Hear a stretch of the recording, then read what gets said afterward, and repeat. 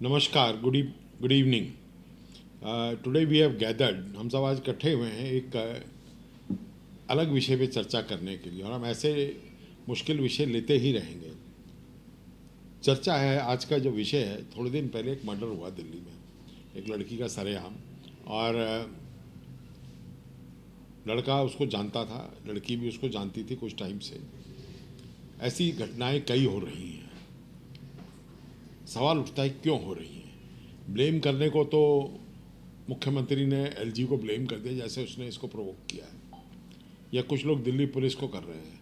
अब Delhi police 1-to-1 monitoring तो करती नहीं है। सवाल आ जाता है कि क्या हम लोग इन चीज़ों को समझ सकते हैं कि ये होने वाली है। आजकल लिबर्टी दी गई है पेरेंट्स की तरफ से, या बच्चों ने अपने आप ले ली है कि हम जहाँ मर्जी जाएं, जहाँ मर्जी घूमें, हमें कोई रोकेगा नहीं, हमें कोई टोकेगा नहीं। लेकिन जब ये ऐसी दुर्घटना होती है तो फिर रोना धोना शुरू हो जाता है। हमारी बच्ची, हमारा बच्चा है। और फिर एक होड़ भी लग जाती है पॉलिटिशियंस में इनके पेरेंट्स को कंपनसेशन देने के लिए। जैसे चीफ मिनिस्टर ने कुछ अनाउंस किया, बीजेपी ने कुछ अनाउंस किया, ना तो लड़की वापस आएगी। अब हमारे लिए जो चिंता का विषय है कि ऐसी घटनाएं क्यों होती हैं। क्या ये जो कपल हैं रिलेशनशिप में होते हैं, घूमते फिरते हैं, और दिल्ली में आप हर जगह देखोगे जहाँ पे इंस्टीट्यूशंस हैं, कॉलेज हैं, या लोअर मिडिल क्लास लोग रहते हैं, लोग बाइक पे घूमते हैं, और ये कपल्स दाएं बाएं इधर उधर सब तरफ घूम रहे होते हैं। कई बार ऐसी हरकतें भी कर रहे होते हैं जो देख के हमें भी अजीब सा लगता है। लेकिन इसी बीच में कहीं ना कहीं कुछ केसेस में ऐसी दुर्घटनाएं हो जाती हैं, एक मिसअंडरस्टैंडिंग हो जाती है, या क्या होता है हमें नहीं मालूम। कुछ लड़कों का एग्रेसिव बिहेवियर होता है। वैसे तो बात बड़ी सिंपल सी है कि दो लोगों ने दोस्ती की, अगर दोस्ती नहीं बनी तो छोड़ के अपना अपने रास्ते चले जाओ। पर यहाँ पे लोग अपने रास्ते नहीं जाते हैं, यहाँ पे हथियार उठा लेते हैं और दूसरे का मर्डर कर देते हैं। और मर्डर भी एक अजीब से तरीके से दर्शाया गया है। इनमें से कई केस हो चुके हैं रिसेंट टाइम्स में, और अल्टीमेटली लड़की जो है अपना ज़िंदगी खो बैठती है। हमारे साथ है डॉक्टर मंजू कृष्णानी, साइकेट्रिस्ट हैं, और हम इनसे आज डिस्कशन करना चाहेंगे कि क्या इस तरह की घटनाएं पहले समझी जा सकती हैं कि ऐसा हो सकता है कुछ, या इन लड़कों के बिहेवियर में, या किसी के दोनों में से किसी एक के बिहेवियर में कुछ ऐसे लक्षण होते हैं, ऐसे साइन सिम्टम्स होते हैं जिससे हम आइडेंटिफाई कर सकें कि ये आदमी जो है इसकी पर्सनैलिटी ठीक नहीं है, और ये एग्रेसिव भी हो सकता है, ये खून खराबा भी कर सकता है, मुझे बदनाम भी कर सकता है, या मेरा मर्डर भी कर सकता है। तो बदनामी वाला डिस्कशन तो हम आज नहीं करेंगे। हमारा आज जो चिंता का विषय है कि किसी का मर्डर कर देना आफ्टर ए रिलेशनशिप। अब रिलेशनशिप 6 महीने का भी होता है।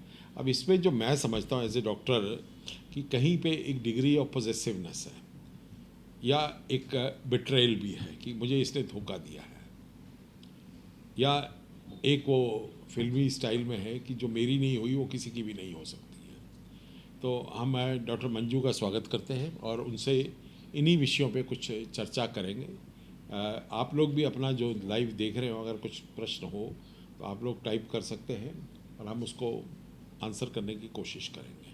तो सब ये विषय बहुत गहरा है और ज़रूरी नहीं कि हम इसका सलूशन दे पाएँ। तो डॉक्टर मंजू, आपका स्वागत है। आप अपने बारे में थोड़ा सा बताइए दर्शकों को, और फिर हम इस विषय का कि क्या इन लोगों के कुछ साइन सिम्टम्स होते हैं जो हम आइडेंटिफाई, जो ये कपल्स जो हैं ये आइडेंटिफाई करें इसको। जी, मेरा नाम डॉक्टर मंजू कृष्णानी है। मैं कंसल्टेंट साइकेट्रिस्ट हूँ। अभी मैं भागाचंद्र हॉस्पिटल, दिव्यप्रस्थ हॉस्पिटल में प्रैक्टिस कर रही हूँ। मेरा खुद का क्लिनिक है महावीर एनक्लेव पार्ट 1 में, city life mental health clinic and counselling centre के नाम से। जैसा अभी देखिए सर ने पूछा करके कि क्या ये जो क्राइम्स हो रहे हैं, क्या ये जो क्रिमिनल बिहेवियर है मोस्टली यूथ पॉपुलेशन में। देखिए यूथ पॉपुलेशन कैसे, जैसे 16 to 25 एज हम बोलते हैं, तो अभी अगर हम नेशनल क्राइम रिपोर्ट ब्यूरो के हिसाब से भी अगर देखेंगे तो 2021 में कहीं ना कहीं देखिए 30,000 प्लस केसेस ऐसे हुए हैं जो जुवेनाइल्स ने किए हैं। जुवेनाइल्स यानी एज जिनकी लेस देन 18 ईयर्स है। और अभी पास्ट अगर लास्ट ईयर के कंपेयर लाइक 2020 और 2021 में देखेंगे तो करीब 0.7% का इंक्रीमेंट ही हुआ है। स्पेशली अगर हम देखें तो बड़े स्टेट्स जो हैं, जैसे महाराष्ट्र भी हो गया या उत्तर प्रदेश, जो एरिया वाइज बहुत बड़े स्टेट्स हैं, अगर उनको भी हम कंपेयर करते हैं, उसके कंपैरिजन में भी जो जुवेनाइल द्वारा जो क्राइम्स हो रहे हैं वो दिल्ली में ज़्यादा हैं।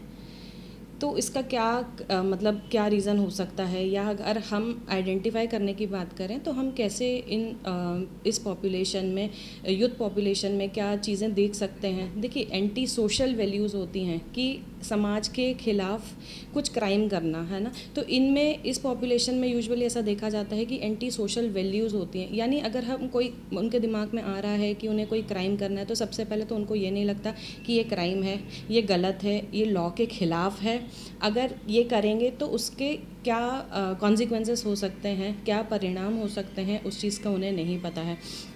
दूसरी बात, जब वो कर रहे हैं तो भी वो ये नहीं सोचते हैं कि वो कुछ गलत कर रहे हैं।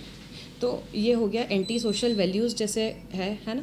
और कहीं ना कहीं ये जो क्रिमिनल बिहेवियर है, आप बोल सकते हैं कि हो सकता है कि उनकी फैमिली में उन्होंने देखा हो, या सोशली आप बोल सकते हैं जैसे मीडिया वगैरह से भी थोड़ा सा लर्निंग हुआ हो। इसी में देखिए, हम डिसऑर्डर भी बोलते हैं कि एंटी सोशल पर्सनालिटी डिसऑर्डर होता है।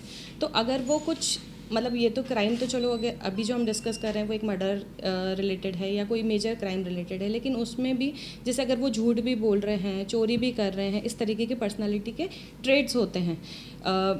कुछ रॉबरी कर रहे हैं, अगर कुछ फीमेल्स है उनको वो प्रोस्टिट्यूशन में डाल रहे हैं, तो उन्हें ये सारी चीज़ें गलत नहीं लगती उनके हिसाब से। ये सारा मतलब है, अगर हम नॉर्मल जनरल पॉपुलेशन के हिसाब से देखेंगे तो कहीं ना कहीं ये एंटी सोसाइटी चीज़ें हैं, लेकिन उनके हिसाब से ये कुछ भी एंटी सोसाइटी नहीं है। वो उनके लिए ये सब चीज़ नॉर्मल है, कहीं रिमोर्स नहीं होता है। मतलब कुछ भी उन्होंने किया तो ऐसा नहीं है कि उनको लगेगा कि हमने गलती करी है और अगर ये लॉ के ख़िलाफ़ है, इसकी क्या सज़ा हो सकती है और सज़ा हमें मिलनी भी चाहिए या नहीं मिलनी चाहिए, वो इस चीज़ के बारे में उन्हें कुछ आइडिया नहीं रहता है। इसके अलावा देखिए, इस पॉपुलेशन में सबसे ज़्यादा नशे की जो सब्सटेंस है यूज़, उसका भी बहुत ज़्यादा एक रोल होता है। अभी बहुत ज़्यादा यंग एज पे ही बच्चों को देखा गया है कि वो अल्कोहल यूज़ करते हैं, स्मोकिंग करते हैं, गांजा है, इसके अलावा ओपियोइड्स वगैरह, इस तरीके की जो चीज़ें हैं वो उनका सेवन करते हैं। अब इसमें देखिए 2-3 चीज़ें इंपॉर्टेंट रोल प्ले करती है। एक तो अभी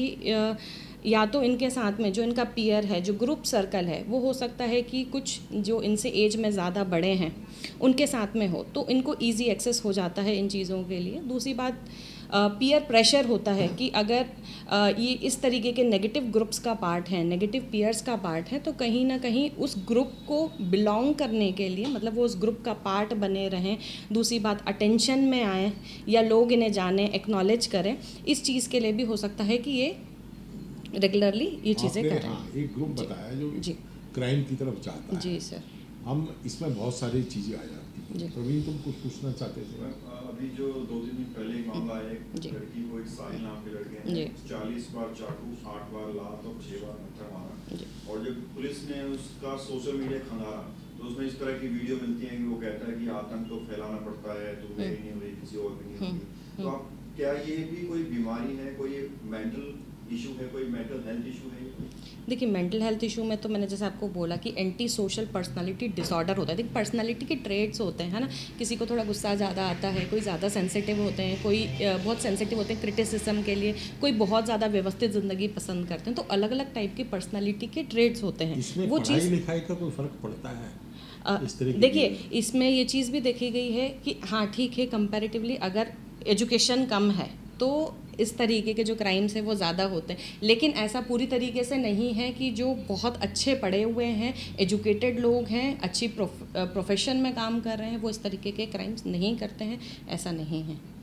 तो सिर्फ एजुकेशन ही आप अगर बोलेंगे तो एक इम्पॉर्टेंट फैक्टर है, अपने आप में है, exclusive नहीं लेकिन एक्सक्लूसिव नहीं है। जी, ये बात आपकी सही है। जी। तो अब हमारा मुद्दा ये आता है कि सोसाइटी क्या इन लोगों को आइडेंटिफाई कर सकती है कि जब कोई, देखिए पेरेंट्स तो वॉच करते हैं जी। बहुत सारी लड़कियां इस तरह जो रिलेशनशिप में आती हैं जी। पेरेंट्स को बताती नहीं जी। ठीक है ना, तो पेरेंट्स का तो रोल खत्म हो जाता है, लेकिन फ्रेंड सर्कल वॉच करता है उनको कि है। और लड़के का इस तरह का क्या बिहेवियर होता है जिससे वो लड़की सावधान हो जाए कि ये आदमी खतरनाक हो सकता है। देखिए, जैसे हमने बोला कि या तो वो कंटिन्यूसली आपको लग रहा है कि कहीं वो झूठ बोल रहे हैं अपने प्रोफेशन के बारे में, अपनी पढ़ाई के बारे में, अपना जो बैकग्राउंड है उनका, हो सकता है कि वो बहुत गरीब परिवार से आते हों, वो एजुकेशनली या प्रोफेशनली भी देखें, अगर इनकम वाइज देखें तो वो अच्छे परिवार के नहीं हों। हो सकता है उनकी फैमिली में भी इस तरीके की कुछ हिस्ट्री हो डोमेस्टिक वायलेंस की, क्योंकि देखिए बोलते हैं जो क्रिमिनल बिहेवियर है कहीं ना कहीं जेनेटिकली भी आता है, मतलब फैमिली में भी हो सकता है इस तरीके की कुछ हिस्ट्री हो कि क्राइम जिनकी हम बात कर रहे हैं उनमें वो रिस्क ज़्यादा बढ़ जाती है।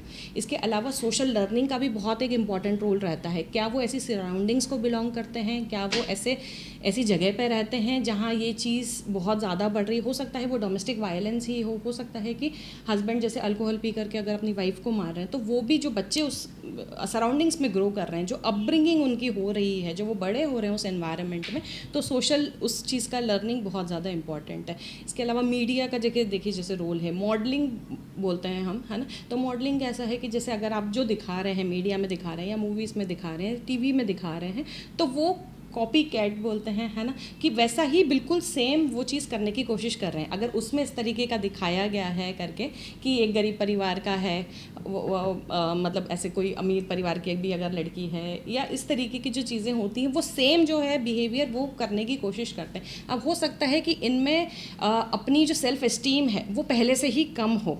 क्यों कम हो सकती है? क्योंकि हो सकता है वो पढ़े लिखे नहीं हैं, पैसा नहीं है, लेकिन कहीं ना कहीं वो अटेंशन चाहते हैं सोसाइटी से। अब वो हो सकता है कि उसमें ये लड़कियां भी जैसे इन्वॉल्व हों, ठीक है, तो वो उनको इम्प्रेस करने की जैसे अगर कोशिश कर रहे हैं, तो अपनी सेल्फ एस्टीम बढ़ रही है इनकी, ये दिखाने के लिए कि हाँ हम भी इस सोसाइटी का पार्ट हैं और हमें भी लोग एक्नॉलेज कर रहे हैं। ये जो विषय हम डिस्कस कर रहे हैं ये लंबा है, तो हम इसको पार्ट्स में लेंगे, तो नेक्स्ट पार्ट 2 के लिए आप इंतज़ार करिए। खबरों से खबरदार रहने के लिए चैनल को सब्सक्राइब करें और प्रेस करें बेल आइकन।